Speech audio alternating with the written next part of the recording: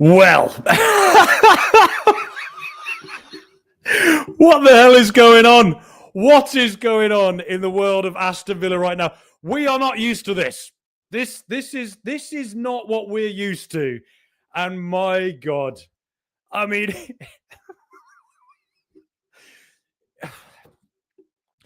throughout our lives, we've looked at a run of Arsenal at home, Man United at home, Chelsea away, Arsenal away. You look at it and you think, well, hey, that's going to be hard. I mean, if we can get just a draw and maybe a loss out of that, we'll be all right. Instead, win. It's, do you know what? I might as well just go and learn the Latin for win and I'll get it tattooed on my face and it'll be my new philosophy. Because it change prepared for Aston Villa and just turn it to win. 11 wins in a row. That is one of the greatest winning records in the history of the Premier League. One of the greatest winning records in the history of the Premier League. Get that into your heads. Think about it. That is what we are living through at Aston Villa. And look at this table right now. Look at it. Arsenal on 42, City on 40, Villa on 39. That top three are away. Then you've got Liverpool on 32 in fourth, and then Chelsea, United, 10 points behind. Newcastle, Tottenham, the other so-called Big Six who can spend so much more money than we can. Where are they? Nowhere in sight. How do you find the words to describe what we are living through? How do you find William Shakespeare himself could write a play about Aston Villa right now, and he'd sit there and he'd go, I give up. I mean, this is just too much for me. This is too much for me.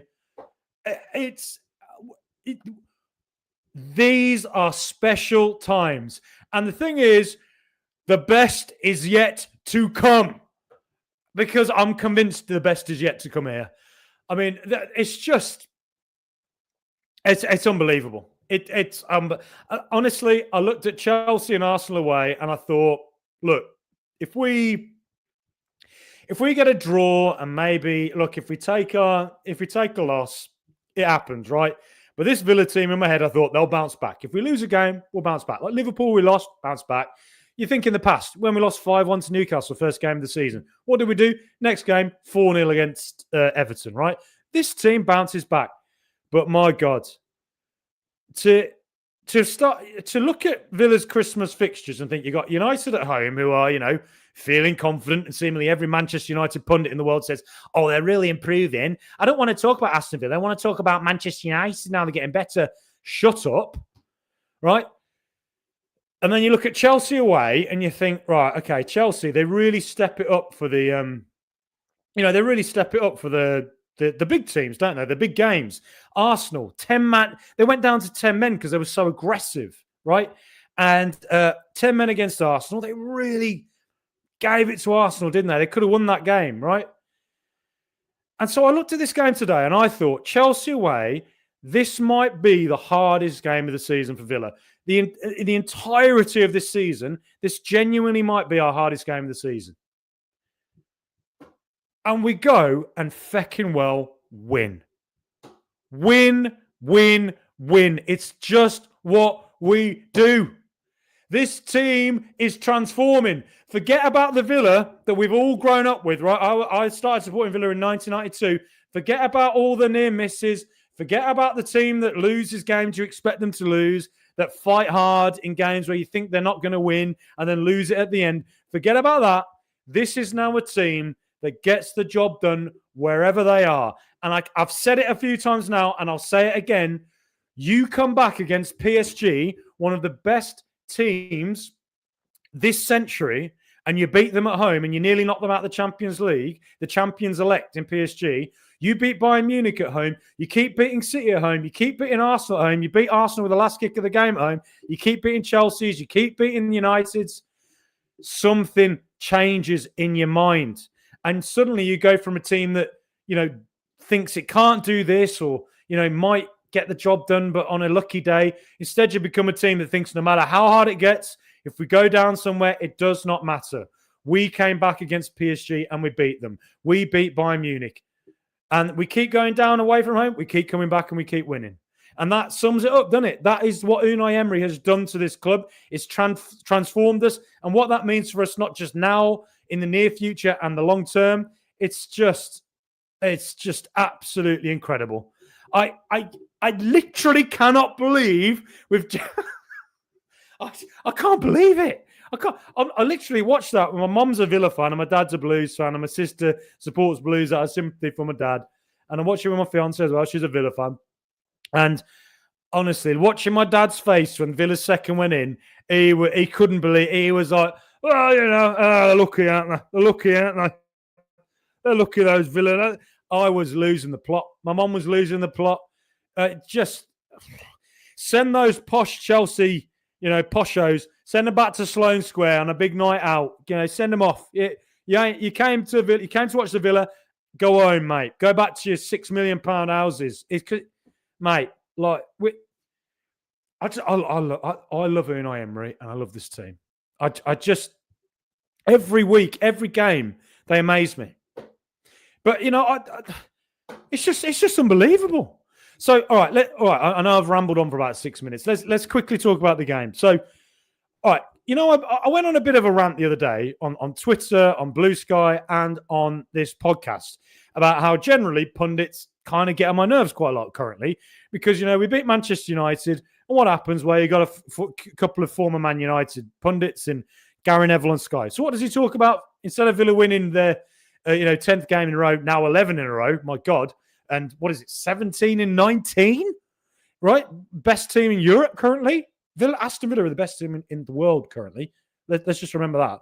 So you got Gary Neville, and instead of talking about Aston Villa and why they've done so well, he goes, I thought Manchester United showed a bit of improvement today. Showed a bit of improvement, didn't they? I mean, who cares? I mean, United are rubbish. You keep losing. You just drew 4-4 with Bournemouth. You drew 1-1 with West Ham at home. You lost to Tam and Everton. Shut up. And then after that, you got Wayne Rooney on Match Today. Basically, I'm going to focus on Manchester United. Right? Okay, fine. Tonight, I'm watching Aston Villa versus Chelsea. Throughout that entire first half, Alan Smith, a former Aston Villa player, I'm listening to him. He's probably more associated with Arsenal. And all he's saying is, Aston Villa, I don't know why they're playing like this. They're too passive.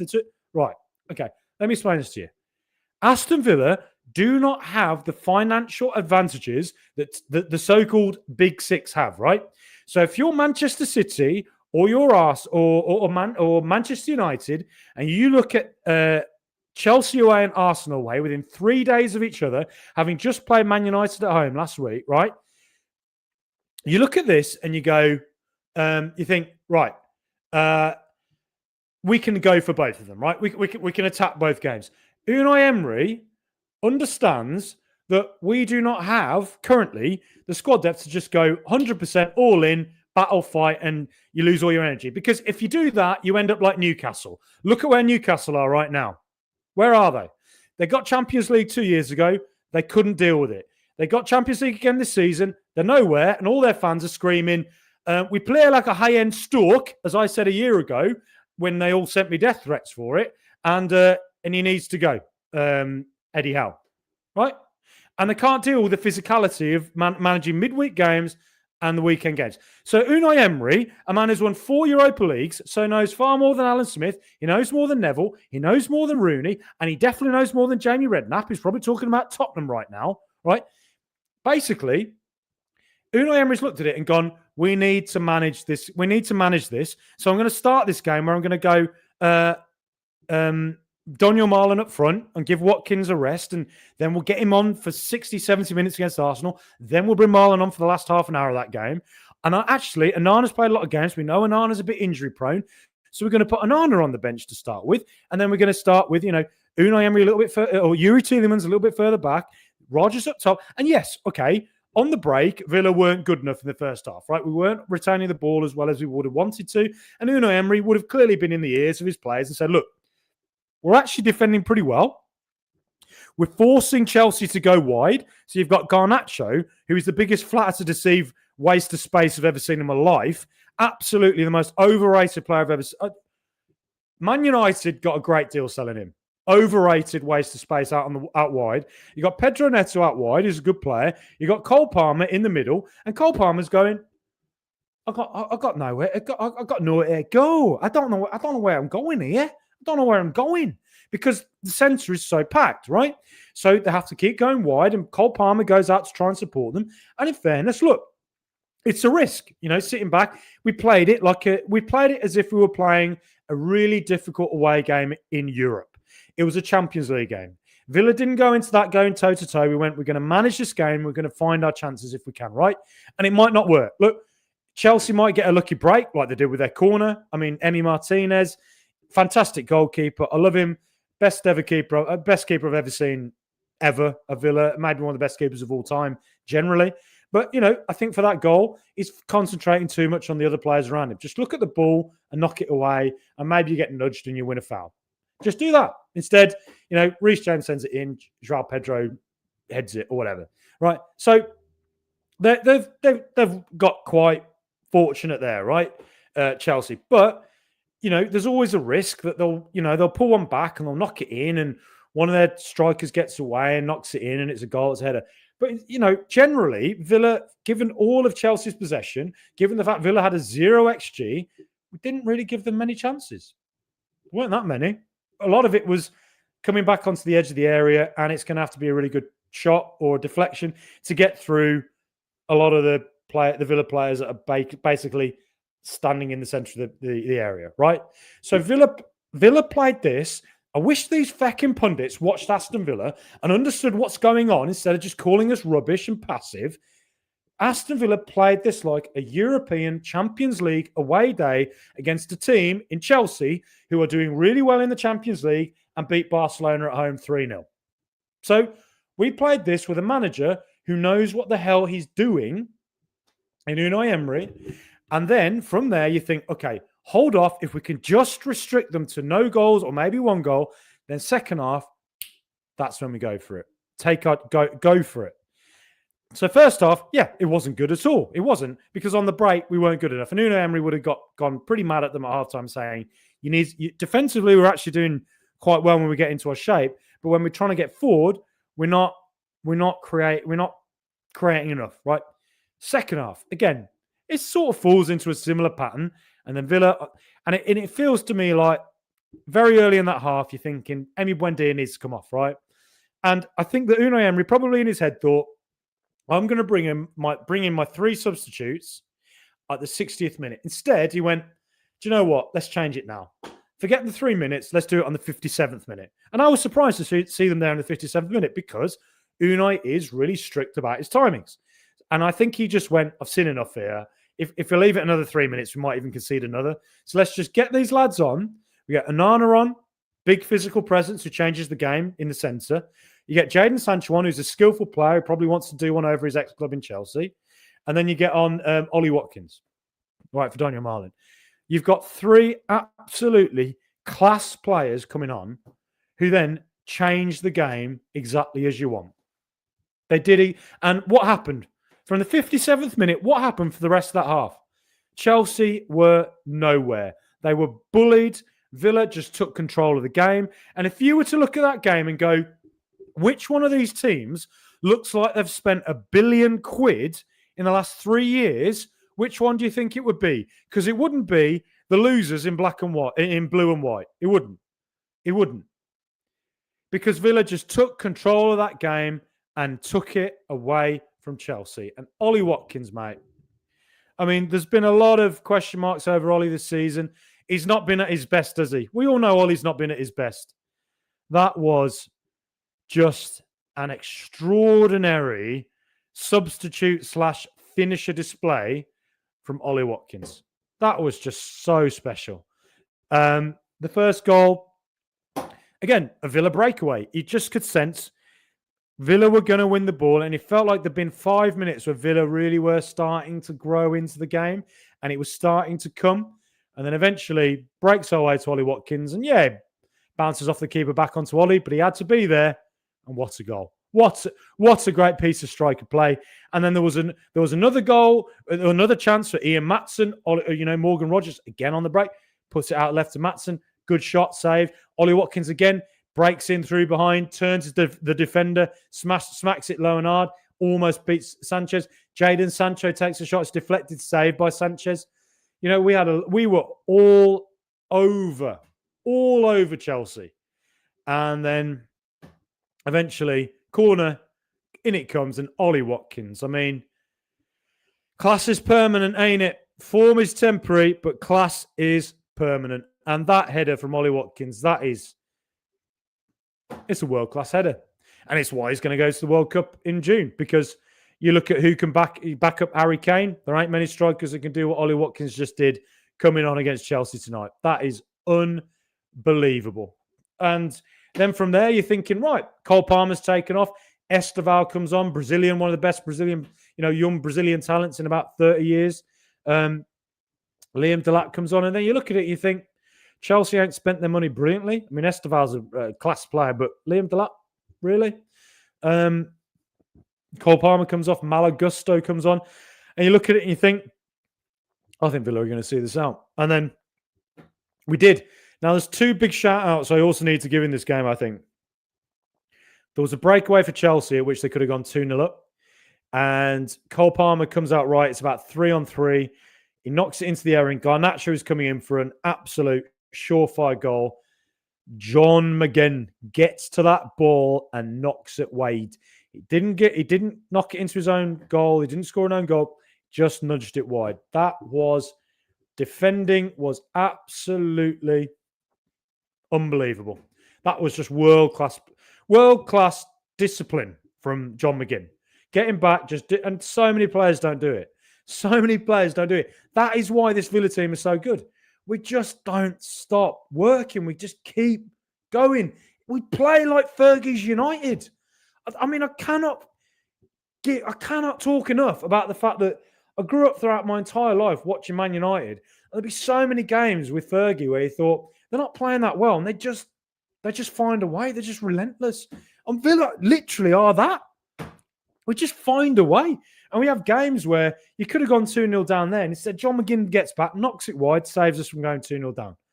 And then from there, as well, another shout I want to give, Victor Lindelof. I've been saying for a long time, I thought, if Pau Torres is out for any period of time, we haven't got Tyrone Mings to back him up, right? So we've got no natural left centre-back to come in there. And Pau Torres is such a crucial player for how we play and how we break out from the back and how we counter and all that sort of stuff. For Victor Lindelof to come in as a natural right footer into that left centre-back role, that is incredible. And fair play to the scouting department for signing Victor Lindelof, because he has made an enormous difference in 3 games. Because otherwise, who the hell would we have played there? He's gone into an unfamiliar position. He's been a really solid centre-back. And look, he can't play the ball out in the way Pau Torres does, but who can? And then from there, the way he makes the right simple pass at the right time. He doesn't give the ball away. He doesn't panic. He wins headers. He's physical. That is just fantastic. To have a squad player like that who's just so experienced like he is, who can come in and just do a job, and we can win games against Man United, Chelsea, West Ham away. It's unbelievable. It's just unbelievable. And then, Villa go 2-1 up, in about the 77th minute. Incredible header from Ollie Watkins. And you think from there, right, we're away at Stamford Bridge. Chelsea are probably going to put us under siege here. It's going to be like Steven Seagal under siege, right? Steven Seagal, one of the biggest knobheads in the world, right? And Chelsea, likewise, some of the biggest knobheads in the world. And you're thinking, right, these guys are going to put the mighty Aston Villa, the people's champions, under siege for about 15 minutes. Didn't happen. Do you know why? I think it's partly because this Aston Villa team has such belief in themselves that they're like, we can just take control of games and we don't really need to panic. And so I also believe that Onana coming onto the pitch made a massive difference, just because his height, his ability to get his legs into tackles, all of it, just his physical presence, his mere presence was enough to get in the heads of Chelsea. And I just don't think they were ever quite able to get beyond us after that. And then I think also, Lamar Bogard came on. 2 or 3 big tackles he made. Massive. I mean, Chelsea did nothing. After our second goal, nothing. It honestly, just extraordinary. And look at the league table again. Arsenal 42, Villa 40, City 40, Villa 39, and look at all the green ticks. Arsenal have one red cross, and what's that? Losing to Villa. City and Villa all green. Like it's when in our lives did we ever think we would see a Villa team that does this? I always believed Villa could be this team.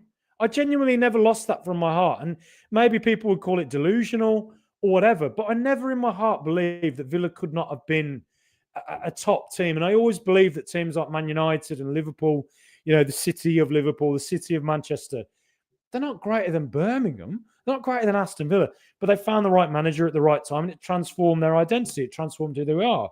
And I think you could argue the same for Tottenham. They got Harry Redknapp and Pochettino, and it transformed them into a team that were regularly in the Champions League for a long time. And Villa were just waiting for that moment. We got the right owners. We stayed in the Premier League when we needed to stay in it. Thank you, Jack Grealish, for your goal at West Ham. Thank you, Sir Dean Smith, for everything you did, you legend. Build a statue to the man.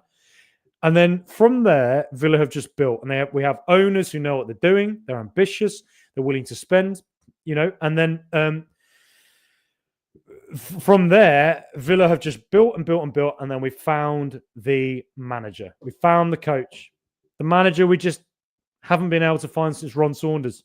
You could argue Ron Atkinson, you could argue Graham Taylor. They both did fantastic jobs. They both got Villa to second in the Premier League. Ron Atkinson won a trophy. Brian Little won a trophy. John Gregory did okay. Martin O'Neill did okay.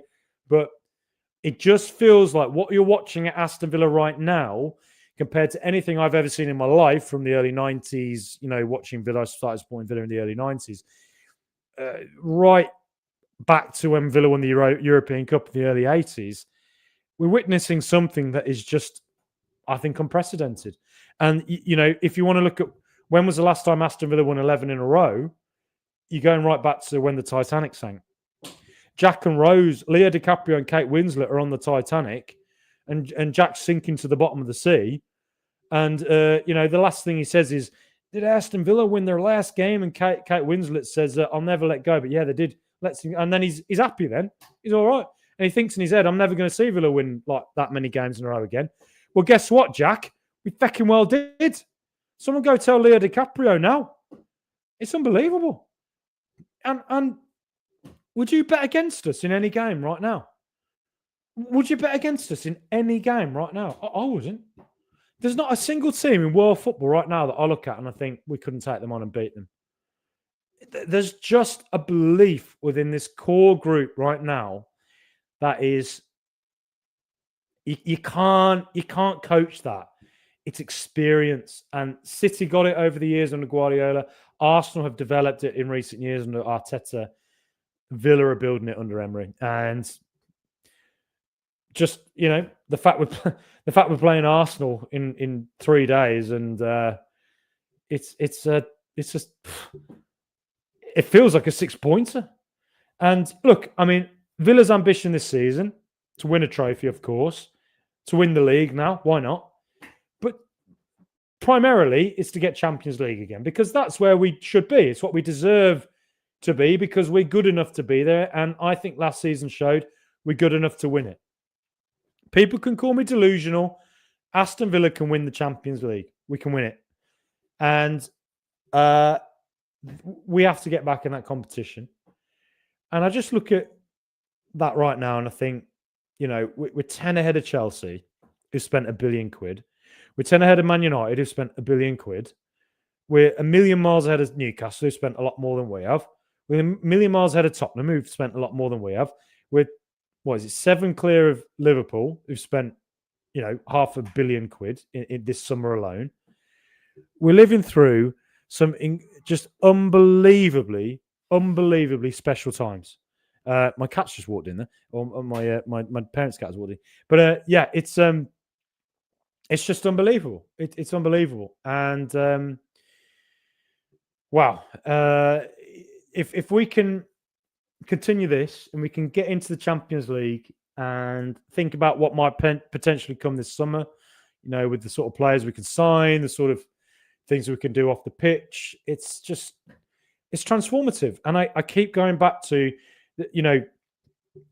look, I don't like to big myself up, because what's the point? Because I say a lot of stupid stuff on this channel as well. And I probably could look back very easily and say there's a lot of things I said that are ridiculous as well, right? But there's something I did say for a fair few years, about 3 or 4 years ago, and I said Aston Villa need to look at Atletico Madrid and Tottenham. And you think back in the year 2008, Atletico Madrid were a joke, right? Real Madrid were treated, literally used to reveal banners that we spank you all the time, because Atletico Madrid did not get a win against Real Madrid until 2011, right? In this century, right? So 11 years, nothing. Atletico Madrid, you could never have dreamt they would go on and do anything. You couldn't have dreamt they would do anything. They went and won the league under Diego Simeone in 2013. They went and won the league again in 2021 or 22 under Diego Simeone. They won the Europa League twice under Simeone, and they got to 2 Champions League finals, and they're a Champions League team year after year after year. They've won the Copa del Rey, they're the Spanish equivalent of the FA Cup.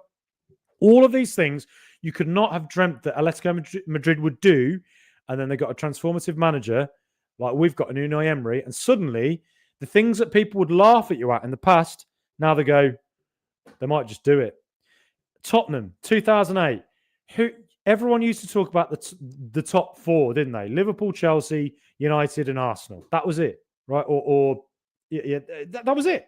City turned up with their nation-state takeover, the bunch of, laughable. I mean, it's essentially cheating, isn't it, having a nation-state owning you when there were no PSR rules at that time either. And then Tottenham, in fairness to them, look, I know this is not a Tottenham podcast, but in fairness to Tottenham, they did it at a time when Villa, they were very level with Villa, and they got into the Champions League at a time we should have got into it, right? They got into it, and from about 2008 onwards, they became a team that were regularly in the Champions League. It wasn't a joke anymore. They had top players. They could sign top players. They had loads of money coming in. They had Harry Kane. They got to a Champions League final. Yeah, and I know they didn't win anything, LOL, but now they've won a Europa League, of course, which, is off the back of years and years and years of building up to that. But you look at Aston Villa and you think, that's what we've got to look at. Atletico Madrid and Tottenham. And that is the phase we're in right now. We're in that transformational phase from a team of also-rans, a team that people will laugh at, to a team that suddenly you're like, Aston Villa don't lose to United all the time. Aston Villa don't go to Chelsea and lose. Aston Villa don't go to Arsenal and lose. Aston Villa cost Arsenal titles. Aston Villa beat Arsenal in the last second of games. Aston Villa beat PSG. They beat Bayern Munich. They get in the Champions League. They've got world-class players like Morgan Rogers, Ollie Watkins, Yuri Tielemans, Boubacar Kamara, Emi Martinez. Aston Villa and they've got one of the best coaches in world football, and they've got owners who seem to know what the hell they're doing. They don't talk the talk, they fucking walk the walk. It's incredible. Just incredible. The good times. So, look, to sum it up, before I get to the comments, I was losing my mind listening to pundits tonight going, Aston Villa, Alan Smith, they're too passive. They don't know what they're doing. They don't know what... Aston Villa have got Chelsea and Arsenal away within 3 days of each other. You simply, as Aston Villa, with our squad depth that is not going to be the same as all the teams that have the financial advantages in the so-called Big Six, we can't go into these games all guns blazing. We have to be intelligent and manage it smartly. So we have to go in, and sometimes we do have to be the more defensive team.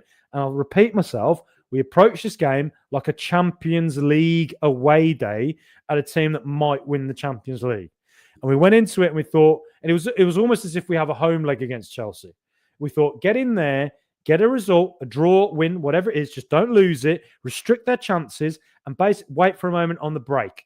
That's who Unai Emery kept winning. That's how he got to the Champions League semi-final. It's how he kept winning the Europa League. It's how he managed to deal with, Barcelona and Real Madrid back in the La Liga era, and he waited. He bided his time. It's why Unai Emery is the manager. It's why Alan Smith, Jamie Redknapp, Wayne Rooney, Gary Neville are not managers like Unai Emery is, right? And then from there, you go into the second half. You think, okay, just wait. Bide your time. Bring on your subs, and maybe they'll change the game. And they fecking well did it. Genius. Bloody Albert Einstein, if he was alive today, he would book a first-class flight over to Birmingham, and he'd drive himself up to Bodymoor Heath, And he walks into Unai Emery's office and say, mate, tell me how you do it. And while you're at it, firstly, tell me how you do these tactics. And secondly, what is the theory of relativity? Explain it to me, because I will never understand it as well as you do, Professor Unai. And I tell you what, Einstein will walk out of that with a Villa shirt on. He would, with Emery on the back. I mean, because unbelievable. And then, we managed the game. And look, okay, we got two big bookings tonight, didn't we? We got to mention that Boubacar Kamara and Matty Cash are both out for the Arsenal game. Okay, huge losses for it. We got to say. I mean, to not have both of them is big. Lamar Bogard. I mean, this is why Professor Unai has been coaching him up over and over and over again. It's why he's been training him. He's ready. He's ready to step in. Yeah, he ain't Boubacar Kamara yet. Maybe he will be in 2 years. But I'm feeling bit. I'll back Bogard. But what I think might happen is I'm going to say Bogard goes to right back. Tielemans comes back into the centre. Watkins starts, and maybe McGinn goes into the second striker role. Rodgers on the left, or maybe Buendia goes second striker. McGinn on the right so McGinn comes back to support Bogard. I think that might be what we try and do. I mean, I'd rather it on the right than the left, if I'm honest, because Bukayo Saka, I think, is the big threat for Arsenal. But look, I mean, anyway, we got the big win, and whatever happens at Arsenal happens, doesn't it? Like, I mean, we'll see what goes on. But would you bet against this Villa team? Because I wouldn't. It doesn't matter who it is. Bring it on. Please please subscribe. If you click that subscribe button, or you follow us on Facebook, or you follow us on Twitter, or wherever it is, I'll buy you a pint. If you subscribe right now, if you get on YouTube and you find All Villa No Filler and you click subscribe, I will buy you a pint. Just come up to me and tell me about it. Bankrupt myself. I'm supposed to get married next year. I don't know if that's going to happen now because I'll probably be bankrupt. But hey, it's worth it, isn't it? Right, let's get some of the comments up. Come on. Duncan Kilburn, great to see you, mate. Villa now known as Aston Villa, WWWFC. Exactly. www.villa.com. I mean, the WW, that stands for Aston Villa, doesn't it? Bloody hell, says RJ. I mean, mate, RJ, unbelievable. Don't write us off just yet, says Rachel Interludes. Never write off this Villa team under Professor Unai. Never. Black Country Villain, top man.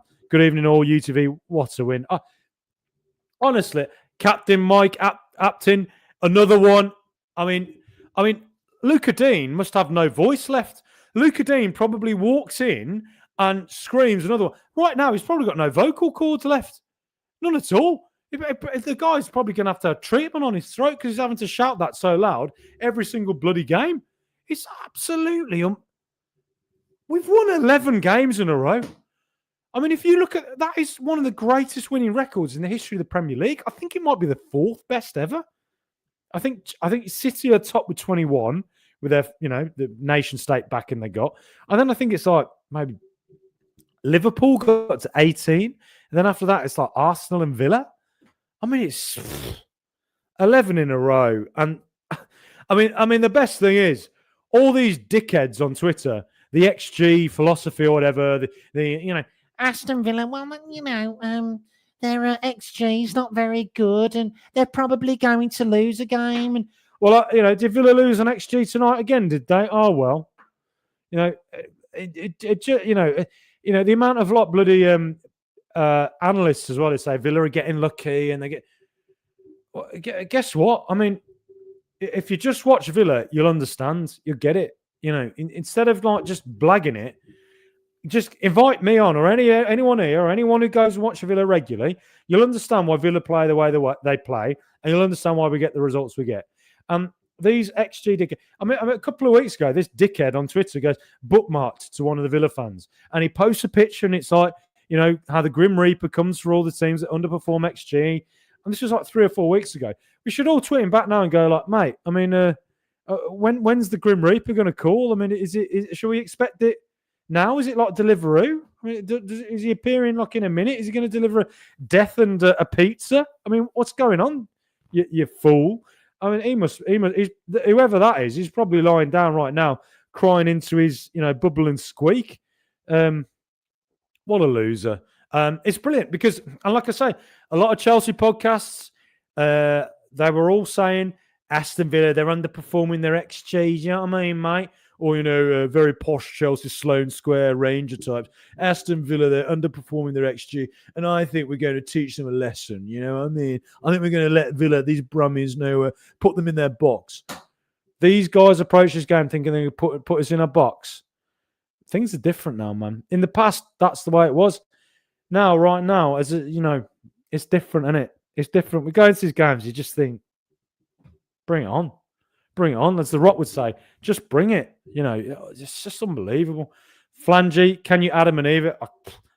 Right now, I can. It's unbelievable. Richard Skinner, what can you say? Absolutely sensational second half. It was. We bullied them. We completely...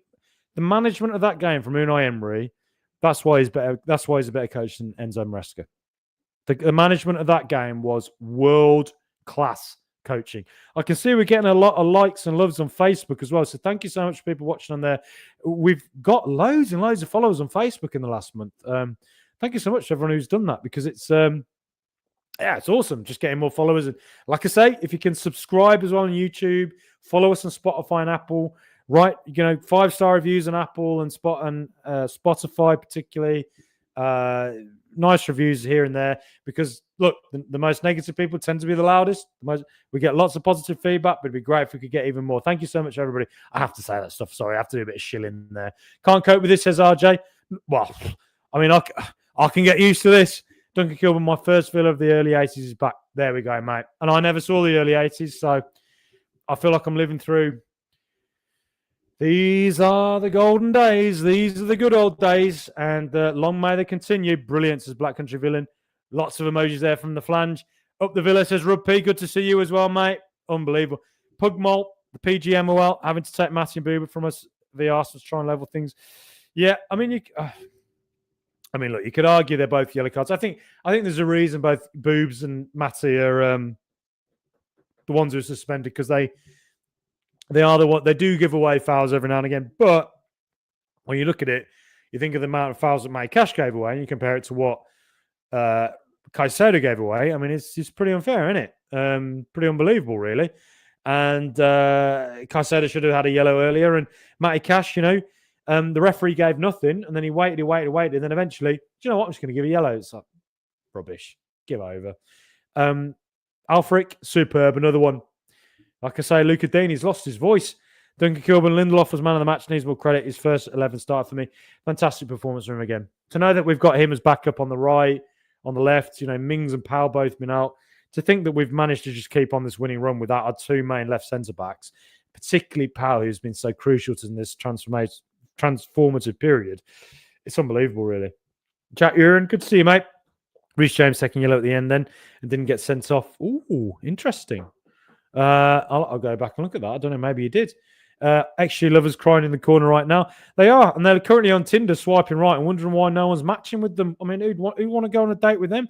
They'd probably sit down and they're like, so what's your name? Like, well, my name's the XG Philosophy, and basically Aston Villa should be level on points with Wolves right now. And the girl, she's just packing her bag up. She's leaving her full G&T, and she's walking straight out of the pub, and the XG Philosophy's there, just crying into his, nursing his point again, looking around at anyone who's going to talk to him, and no one does, and he gets kicked out of the pub, and the bouncers throw him out, and he's like, but won't you listen? But what about the XG? What a loser. Flange 0027. Let me tell you about Unai era. The Unai era is upon us, ain't it? David Starr, good to see you, mate. Wow, another incredible result. Didn't expect this, to be honest. I'd resigned myself to thinking Chelsea away and then Arsenal away. No Pau Torres. Look, I mean, I feel like Chelsea are just going to foul us all day. They're going to get a lucky goal, and it looked like it was going that way. And then, man, for Villa to taking control like we did, it's absolutely unbelievable. It's just unbelievable. Lindelof was brilliant. He was. Games don't get him, Frankie. Games don't get him, mate. You might go one up first half, but we'll come at you and whip it from under you. Exactly. We're like Oliver Twist we're the Artful Dodger. Chelsea, innocent old Oliver Twist going like, please can I have some more to, FIFA, saying can I have 100 million quid for playing in that pointless tournament in the summer they were in. And we're the Artful Dodger. We just creep in, pick your pocket, and we're off. And guess what? We won again. We stole points out of London again. Klutzendorf. Sounds very German, that name. It never stops being satisfying to see us beat these clubs who can just spend whatever they like. What a team we have. Exactly. Beating these teams who have all them financial advantages, it's incredible. And, all this article last week, Aston Villa, they spent loads of money, and then saying they've spent 40 million net spender under Unai Emery. That's less than Bournemouth, less than Brentford, less than everyone's beloved Brighton. And how much less is that than Liverpool and Chelsea and Arsenal and Newcastle and Man United? Unai Emery is it's unbelievable. And then, 7th highest wages in the league. Well, of course, because we were in the Champions League last year. 7th, though. All right, well, what's 6th? What's 5th? What's 4th? We are performing miracles here. And we'll keep on doing it. It's Christmas. It's the season of miracles, isn't it? Songs 4K. Villa usually score 2 or more away. It's impressive. Villa are always going to score a goal. We're always going to score. Even at 1 down, you think, well, we'll have a moment where we get something. Games don't wear a proper team. We are. Would you bet against us? Says Barrable. I mean, I wouldn't. Who's betting against Villa right now? There ain't anyone. Rugby, what a game. The way they stayed in the game and turned things around in the second half, it's fully deserved win. Mentality monsters at Villa right now. Like I say, there's just... We play like a Spanish football team. I do think we play like a La Liga team who know how to manage Europe and the Premier League. But there is also something where it feels like there's just a bit of a Fergie United thing going on here, which I know there's a lot of people who probably won't like me saying that. There's a lot of people who probably treat that as a drinking game that I keep saying it. But there's a reason I keep saying it, because it is quite like that. You go through 60 minutes where you're not playing that well, and then there's just a moment, or there's a substitute, and it changes, and the momentum just swings against the other team, and it becomes kind of unstoppable. And I never thought I'd see Villa be that team in my life, and that's what we are. Setterstein, we are bulletproof and battle-hardened. I don't count us out against any matches now. Same here. I mean, even at Arsenal in a few days' time, when we're missing Kamara, potentially Powell, Mings, Cash, I still look at it and I think, look, of course Arsenal are the favourites at home in that game, but we ain't just going to roll over. And no matter what happens, you just look at it and you think, what? Well, that happened. We'll bounce back and go and win another 11 in a row. That's just the way this team are built now. Barrable, like Pep said before Villa beat them, Villa are a Champions League team. And Pep knows ball. Pep ain't just saying it. He ain't just saying it for effect. He ain't just saying it to be polite and play mind games. He means it because we keep beating him. He knows that we're a team that are genuinely fantastic. And I bet, if we get back into the Champions League next year, there's going to be every single team in Europe is going to look at Villa and think, don't fancy them. I'd rather not them. Dennis Farrell, what a fucking comeback. Wow, my Christmas bottles are cracking, and Jameson whiskey will get a hammering tonight, Frankie, LOL. Exactly. My mom's on the cracking. I mean, so she's going to be rambling away tonight. We're supposed to be watching Titanic, the movie, tonight, and she won't shut up during it, I'm sure. And my dad, he's going to be a very quiet Blues fan tonight, and him and my sister, they're both going to be like, they got very lucky there, didn't they? Very lucky. Know what I mean? Anyway, we've got some nice chimneys coming up the new Blues ground. Apparently, they're calling it the crematorium because it looks like a crematorium. I do like that, the Blues ground, the crematorium. Melty Shirts, good to see you again, mate. Jesus Christ, lads, we're going to win the Super Bowl. We might. Hear how high pitched my voice went. Super Bowl, the US Open in the tennis, Wimbledon, bloody golf, St Andrews next year, the British Open. We can win anything. Ryder Cup, Aston Villa's. Expand that trophy cabinet and get it ready for all them trophies. Lots of laughing from RJ. Exactly, mate. You don't do this by luck, says Rachel. Exactly. It ain't luck. The amount of people online who are gagging for Villa to fall apart here, who keep saying, well, Villa's XG ain't so good, mate. Villa are going to fall apart. I'm convinced of it. I know what I'm talking about. Well, you don't, because you don't watch Aston Villa. You don't comprehend that we have an incredible coach who manages games in a very specific way. It's unbelievable. 11 in a row, says Barrable. It's unbelievable. It's absolutely unbelievable. Assad Ark, unstoppable, mate. Assad, it is unstoppable. It is. It's Bill Goldberg and WCW back in the 90s. Who's next? It's bloody Genghis Khan sweeping across the Central Asian steppe. You know, everyone looking on, going like, "How do you stop bloody Genghis Emery here? How do you stop him?" Well, you pray and you hope. Robert Treadwell, good to see you, mate. Title decider end of season, Villa v Man City at start of season. Wouldn't even think it now. Yeah, I mean, to think how we started this season, to think where we are now is just, it's unbelievable. And yeah, City away on the final day of the season. I mean, if that were to be a title decider, I mean, you're looking at one of the great games in Premier League history, aren't you? You're looking at a game that everybody's going to have their eyes on it. I think people would love that, and even neutrals, I think they'd love it. And you couldn't bet against Villa. You couldn't bet against them. Bring it on. Gary Howlett, money isn't everything apparently when you have Mr. Unai anyway. Exactly. You just got to keep going at it, and you never know. Owen Carr, I think that's a good Irish name.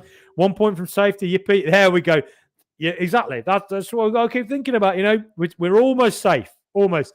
Wolves have another 38 points to go. So, but on XG, apparently they're only 3 points behind us, So, James Wood, good job. Football is 2 hours and 90 minutes then. Exactly. Someone go tell those apparently genius pundits who clearly never watch Aston Villa and clearly don't know what the hell they're going on about. According to Sky Sports, the 17th from bottom and officially safe, says Gary Howlett. Exactly. There you go. Just got to keep on going. Black Country Villa, please hit the likes. Merry Villa Christmas all of you. Yes. Please do hit them likes. It makes a huge difference. Help spread this. And look, there's a million Villa podcasts. They're all really good. I want to keep on doing this. So please get those likes. Please get those subscribes. And we'll all be good. And Merry Christmas to everyone. I mean, and Unai Emery giving us gifts. Ollie Watkins, fair play to him. I can't shut up about Ollie. The fact that he has had such a tough time and he's playing with a knee injury. He didn't start today. It's hard on him. It's hard. And he's got those crucial goals against Brighton. Another couple of crucial goals today. Come on, Ollie. Get on there. And you love scoring goals against the Arsenal. Get another one in a few days' time. Right. I've been going on for nearly 50 minutes. And my God, there are a lot of comments. So I obviously can't get through all of them. But thank you so much for all the comments. And if you're watching this later as well, please do comment and I'll get back to that. So, Zohab Ali, a Man City fan. Interesting. Good to see you, mate. Here always had respect for Villa. They always beat us at Villa Park and play some pretty good football. Reckon you can win the Europa League. Ain't that nice? A fan from another club who's watching, probably seeing what the Villa fans are thinking right now, saying such nice things. So, Zohab, hey, look, maybe we'll see you on the final day of the season and we'll see who wins it. Good on you. Good man. Thank you very much. Matt UK, Leicester had a dream and it came true. Exactly. And Leicester set that precedent. Everybody thought they couldn't do it and they went and did it. And you look at the Villa right now and you think, hey, go to Arsenal. Let's just go into it. Whatever happens, win, draw, or lose, whatever happens, doesn't matter. We'll bounce back. We'll keep going. Look, missing Cash, potentially Powell, Kamara. I still wouldn't bet against this Villa team. They're just a team who know how. They really are. I think Ollie will score a goal. And so it just depends on how we prevent Arsenal from scoring a little, one or two before we get that goal. I think that's the big question. Where are we when we get our goal? That's the question, I think. But hey, bring it on. I think I'm going to be there as well. Kevin Jeans, we will run out of steam in the game eventually, but just enjoy the ride. You never know. I think Abacus.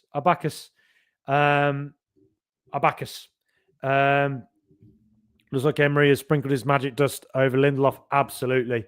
He's sprinkled his magic dust over the entirety of this club, the entirety of this amazing city. Suit cheap, non-Tina Pakul. Watkins, yes, a Villa fan from Thailand. Look at that.